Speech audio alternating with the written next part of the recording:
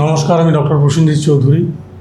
আজকে যে বিষয় নিয়ে কথা বলবো সেটা হলো পাইলোনিডাল সাইনাস। এই রোগটি একদমই আমাদের চেনা জানা রোগের মধ্যে নয়, খুবই রেয়ার একটা রোগ, কিন্তু হয়। রোগটা কি কমপ্লেন করবেন পেশেন্ট? না, একদম শিরদাঁড়ার নিচে, মানে মেরুদণ্ডের একদম নিচের দিকে বাটাকের ঠিক জাংশনটায় ছোট্ট একটা ফোঁড়ার মতো কিছু উঠবে, পুঁজ বেরোবে। এটা হতেই থাকবে, বারবার করে ফুলে উঠবে জায়গাটা, পুঁজ বেরোবে, অনেকটা ফিস্চুলার মতো, কিন্তু ফিস্চুলার জায়গায় নয়, মানে অ্যানাসের চারপাশে নয়, কিন্তু মেরুদণ্ডের নিচের দিকে।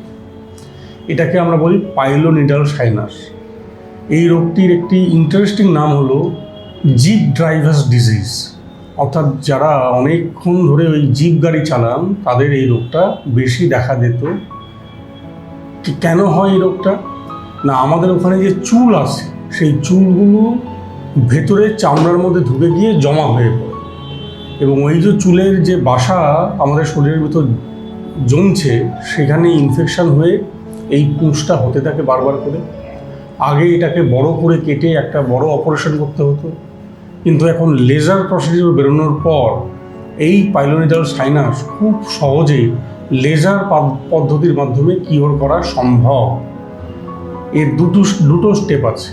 এক, প্রথমত ওই চুলগুলোকে বার করতে হয়, আর 2 নম্বর, যে বাসা তৈরি হয়েছে, পাখির বাসা যে ভেতরে তৈরি হয়েছে যেখানে চুল জমা আছে, সেই বাসাগুলোকে নষ্ট করতে হয় লেজার এনার্জির মাধ্যমে।